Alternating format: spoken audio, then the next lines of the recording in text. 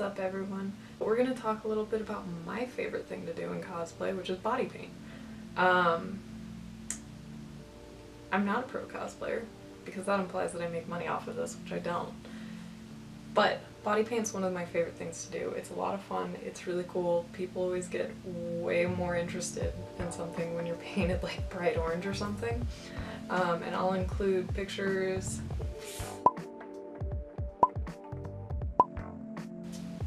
So we're going to be talking about 4 different types of body paint today. Water-based or water-activated, grease paints, prosthetic, generally called packs, you may be familiar with it, and alcohol-activated.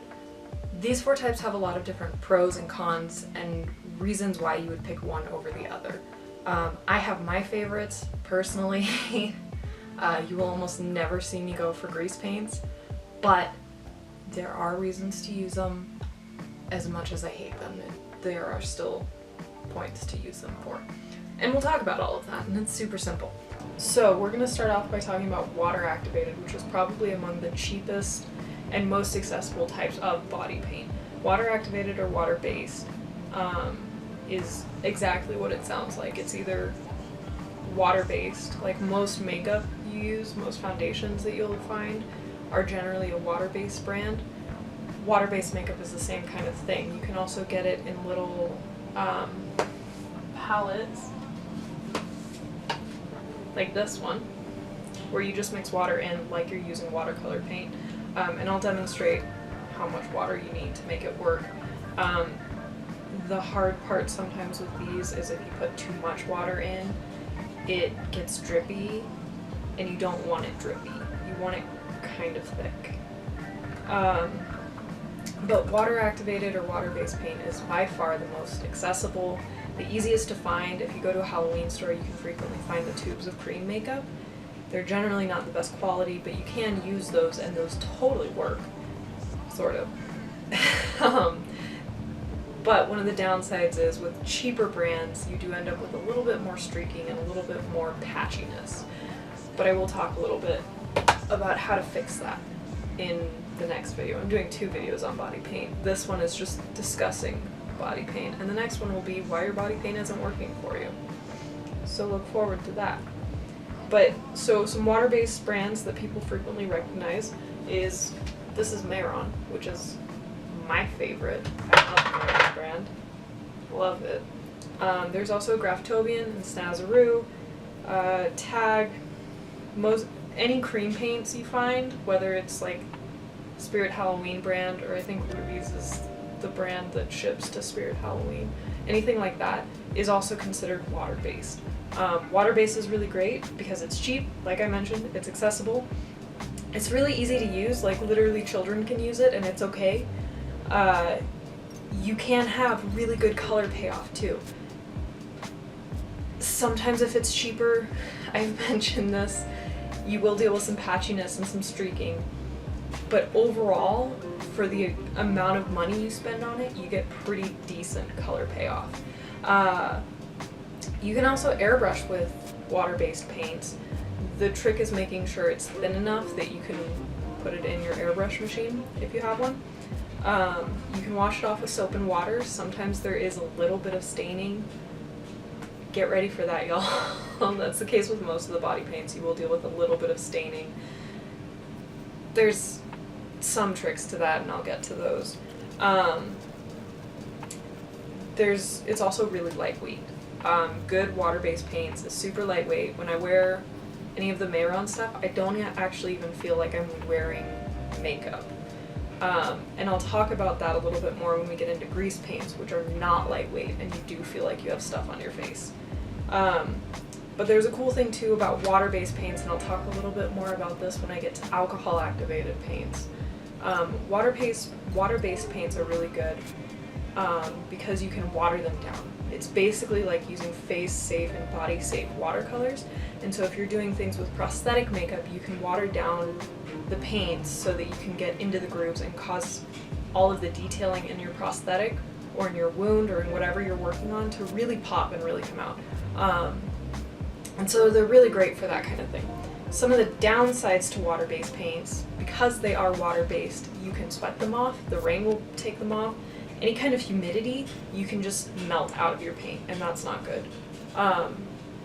Which also means that it's really easy to stain your clothes, even if you've properly sealed everything, even if you've properly, like, all of that, you still are very likely to sweat enough to cause the body paint to move, which can stain your clothes. If you look closely at some of my Starfire pictures on my Instagram, you will notice that I do have some patches on the costume that have orange bits.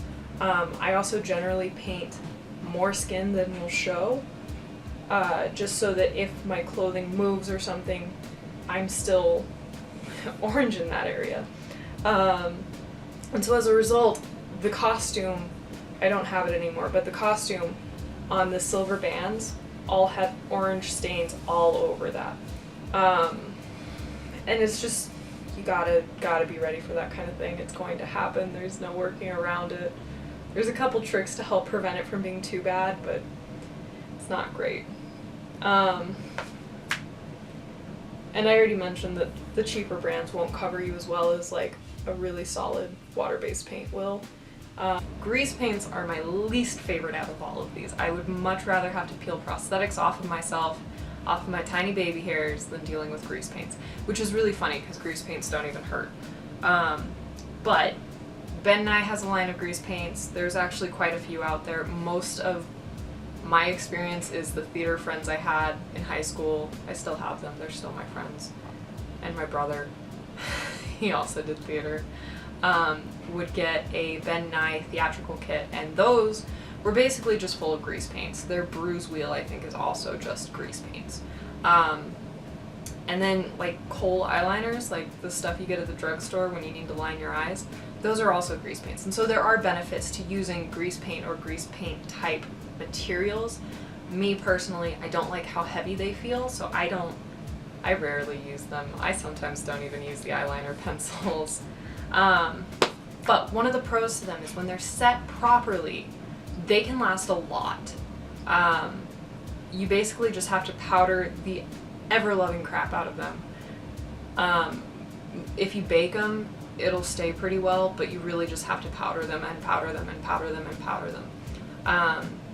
And once you do that, they stay really well, and they're really good for areas like around your eyes where you'll deal with some water. I mentioned earlier I just use eyeshadow, but some people will use like the kohl eyeliners and they stay a little bit better. I find I can still, my eyelids get oily in warm weather, and so I feel like I still streak them a little bit, like they just get messy. It's not great. But if I powdered them, it would probably be a little bit better. So they can work really well. That's why they're used in theater settings, because under the hot theater lights and like the movement and everything, they stay in place. However, if you don't set them properly, they smear. They smear and they get on everything, and they're gross, and it's terrible. They also feel heavy. I mentioned the water-based feels lightweight. I don't feel like I'm wearing anything. Because they're grease-based and their main ingredient is an oil, it can feel really cakey and really thick on your face, and I personally do not care for that. I have friends who would deal with like breakouts after any theater production because of wearing this paint all day. Not all day, but during the entire performance. And that can cause issues. There are also issues with grease paint where it can look cakey in pictures, which is another reason I don't really care for them. I tried so hard to get a good con or pro list to balance out this con list, but it's a 2-point to a 6-point, and some of the points are just gross and blah. But I don't really care for grease paint. I rarely use it. You have to powder it a ton, and it still kind of looks cakey because it looks like product is sitting on your face, because it is. And I'm just not big on that, personally. But the best application method, patting it on with a sponge, can help. It's not my favorite, guys. I really don't care for grease paints. You really have to powder it a bunch and spray it, but mostly you just have to powder it. When I say spray it, I mean get a good setting spray, like the Ben Nye Final Seal stuff, and use that. But really with grease paints, you just need to powder it. You need to powder it so much, non-stop. I should point out too, with both grease and water activated paints, over time, if you have like a shirt collar rubbing against it, you will deal with some rub off. There's almost, I have not found, at least, there's almost no way around this. It's basically just gonna happen. You just need to accept it. It's going to happen. Which, you can get those stains out sometimes if you treat them immediately, but if you're going around a con all day, your body heat may actually end up setting the stains a little bit, and so it's kind of challenging to treat it well. You know what I'm saying? You know what I'm saying? So, grease paint's not my general go-to. I had a tiny palette at one point, but I think I threw it away during my move because I was just like, I'm never gonna use it, it's terrible. But let's talk about something I do like now. Moving into prosthetic-based makeup. This is frequently referred to as PAX, which is a mixture of Pros-Aide and Liquitex acrylic paint. Now, normally, you do not use acrylic paint, oil paint, craft products. Don't use that to replace body paint. The majority of craft products are not FDA approved for use on your body and actually can cause serious damage. I had an art teacher in high school who talked about how she couldn't use oil paints anymore because they'd cause nerve damage just by painting with them, not even like applying them to her skin as body paint over the years. And so, like, there's literally health issues using craft paint, and you may be like, oh well, I can get this $3 tube of acrylic paint or this $8 tub of, like, this $8 cake of body paint. It's way cheaper to get the $3 tube. And yeah, that's totally true, but my dude, you're gonna be dealing with health issues over time if you do that. And I see a lot of tutorials everywhere about here's how to use acrylic paint as body paint. It doesn't work. It's not the same. It won't look as good in pictures. It won't. Just don't do it. Don't do it. Oh gosh. I've literally had this conversation like 100 times with people. Don't use craft products on your body. I will probably go off on that again, but. So PAX is a Pros-Aide and Liquitex mix. It's usually a 1-to-1 ratio. Pros-Aide is a water-based prosthetic adhesive. That's the name Pros-Aide. It's used frequently in prosthetic adhesive. You can also use it, there's some tricks for making prosthetics where you freeze it and it makes this nice gummy thing. It's kind of cool. I don't have any on hand because shipping it in the winter, like I said, if you freeze it, you can't use it as Pros-Aide anymore, and so you really only can ship it when it's warmer temperatures, and I just haven't restocked anything yet. I'm still working on that since my move. You can mix packs to get the exact color you want. There are also pre-mixed colors, and so you could just get, like, if you just want to do Hellboy or something, you can get red packs and just use that, and you're set. It's entirely up to you. Cool things about PAX, it is super long lasting. That stuff will not budge because you're using a prosthetic adhesive and an acrylic paint, which normally you wouldn't do. Don't do that normally. But because the prosthetic adhesive suspends the acrylic paint and keeps the pigment kind of off your skin a little bit more, and because Liquitex does have FDA approved brands and colors, it's a little bit safer. But it suspends the paint in the Pros-Aide, and then it attaches to your skin, and this stuff is sticky until you powder it. I'll talk about setting it, but setting it can get really messy if you're not careful. So because it's so long lasting, you won't deal with it smudging, you won't deal with it like with grease paints. If you do this kind of thing, you smear it everywhere. You do that with water paints too. It can smear everywhere. PAX is also really good because you can airbrush it. Clean out your airbrush really good afterwards because it can clog it pretty bad. You don't have to deal with sweat the same way. This is also one of the types that I recommend body painting before you get into costume. If you're wearing something like Sylvanas, where you're gonna have to cleavage has to be up, I recommend putting tissues around your costume so you don't end up ruining that. But I also paint further than my clothes cover by like half an inch even, just to give that extra leeway. Some of the cons to PAX paint, however, it's super time consuming, both to apply and to remove. Removal needs specific removers, so that does up the cost a little bit, so it is a little bit more expensive. It's not quite alcohol based, but we're getting to that. But PAX paint, because it is so specific, you do need prosthetic removers to help get rid of that. Isopropyl myrostate or isopropyl alcohol can actually help with that. I recommend getting the 99% because then you can use it on the alcohol-based paint, which we're getting to. But because of all of the stuff you need, it's got a lot of like setup costs, because you have to buy the paint, you have to buy the Pros Aid, you have to buy removers. You really do need to use specific brushes that you're okay with throwing away. I recommend like triangle sponges are pretty good. You will deal with losing a lot of the paint in here, but it's better than ruining a good makeup brush. Which is one of the downsides to the more expensive body paints, is you do not want to use your good like foundation brush or kabuki brush, because it more than likely will change how the fibers of the brush are, whether because the alcohol dries it out or because the PAX will stay in those bristles forever.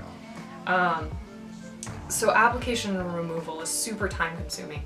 You're not just going to be able to like get in the costume. This is the case with all body paint. You're not going to be able to just get dressed and you're done and ready to go.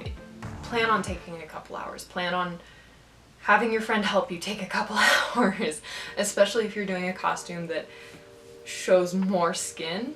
Make sure you have a friend that you're comfortable with, who's also comfortable standing there and painting you for 2 hours, because that's really what it turns into. And we turned on the Deathly Hallows one day and just sat in the hotel room to paint. So like, be ready for that. One more thing about PAX, two more things. When you're putting it on, so like you have this area painted, if you don't set it in between layers and you do this, the paint is going to stick to itself.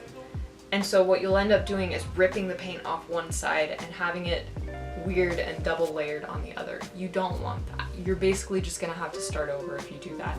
And that can cause uneven coats, it can cause weird patchiness.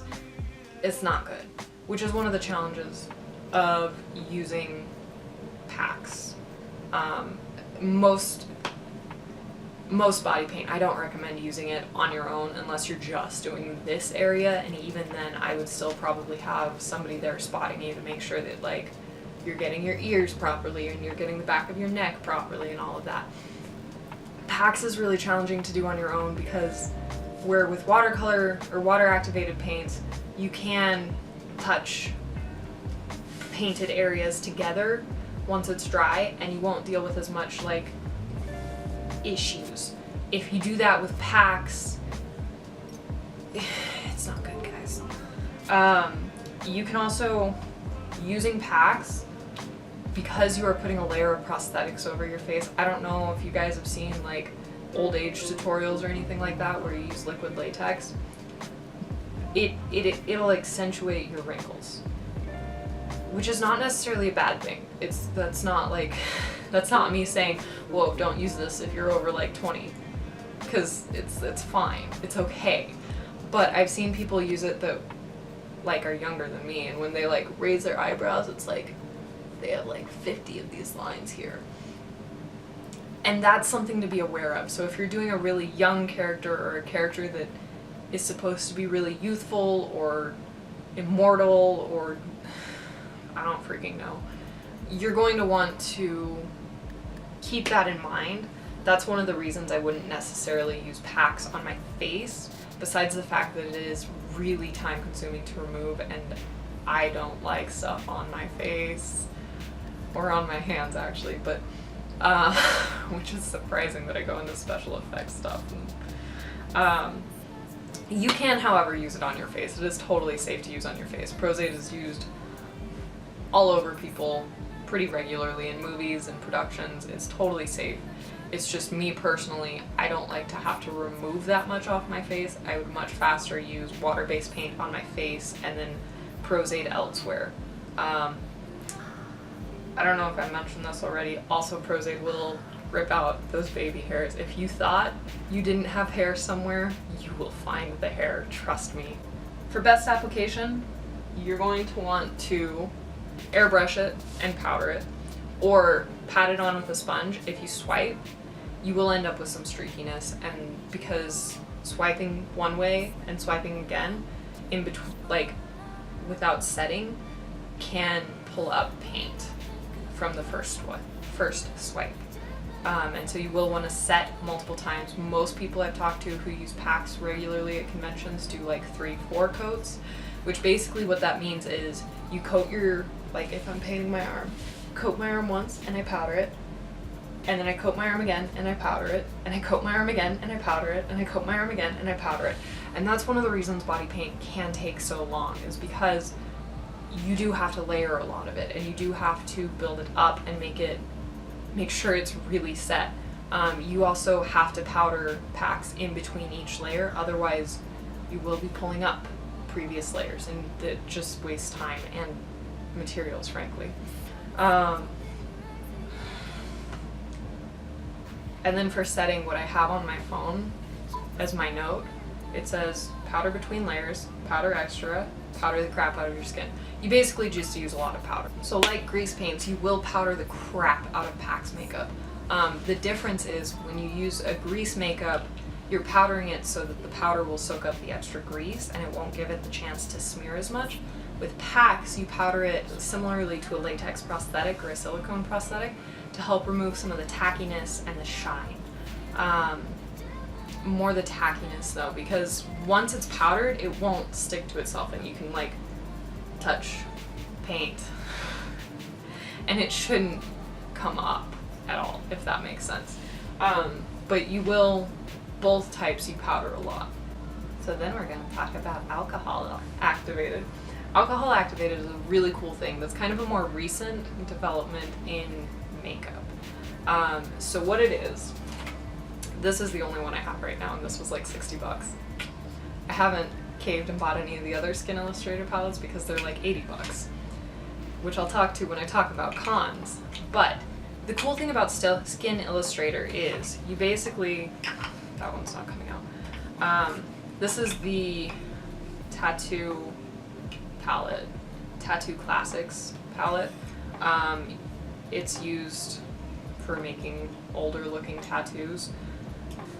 This is alcohol activated. What this means is 99% isopropyl alcohol, like I mentioned in the PAX conversation, is what's going to activate it. This does not dissolve in water. It does not dissolve in 93% alcohol, 91% alcohol, 70% alcohol. It will not dissolve, which is really awesome. Alcohol activated paints come in a variety of types. You do have the dissolved ones. My Skin Illustrator has palettes, and you frequently see them if you watch a lot of like SFX makeup tutorials with like gory stuff. One of the cool things is these can also be watered down similarly to water-based paints because you just pour more alcohol in it. This is the Tattoo Classic Skin Illustrator brand.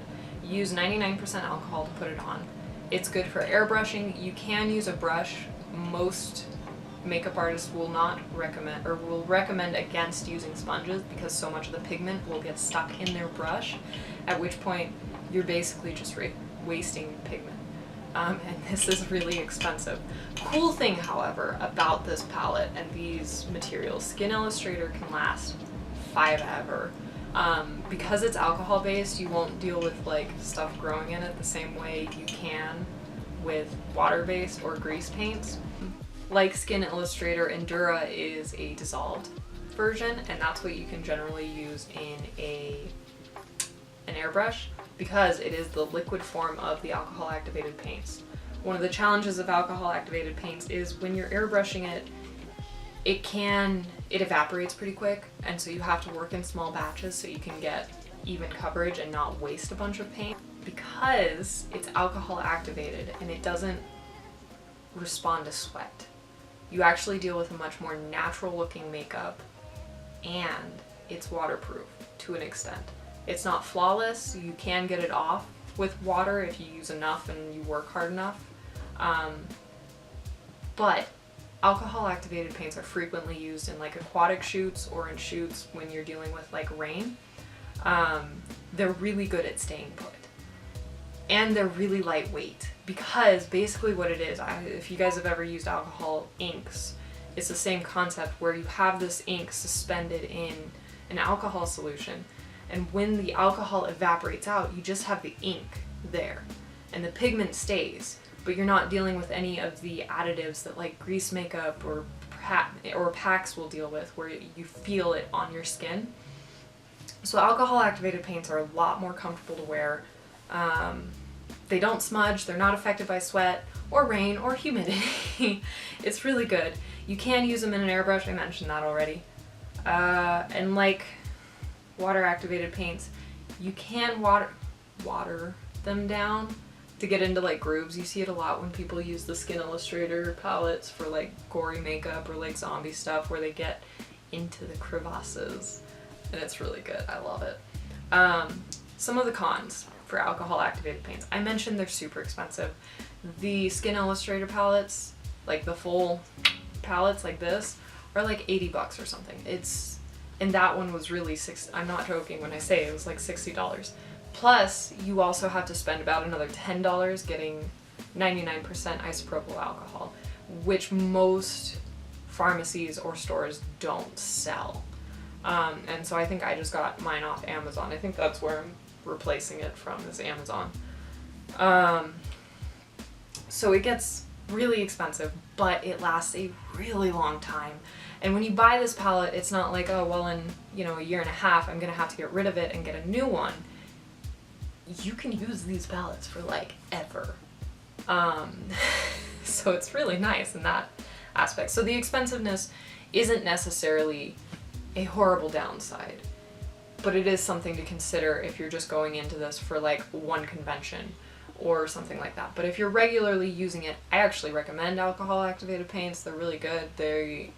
Like I said, you won't be dealing with stuff growing in them because alcohol is a disinfectant, and it will clean it every time you use it, basically. But stuff to consider. Be careful around your eyes with this. Like most prosthetic stuff, you don't want to put it like right on your waterline or anything, because it can cause irritation to your eyes.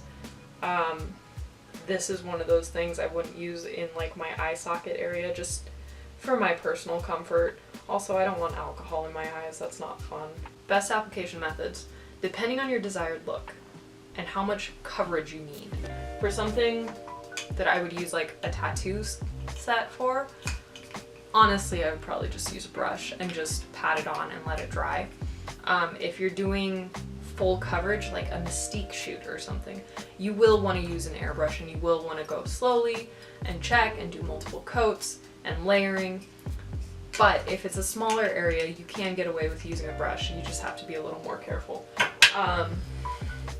Or if you're doing SFX stuff, I recommend a brush.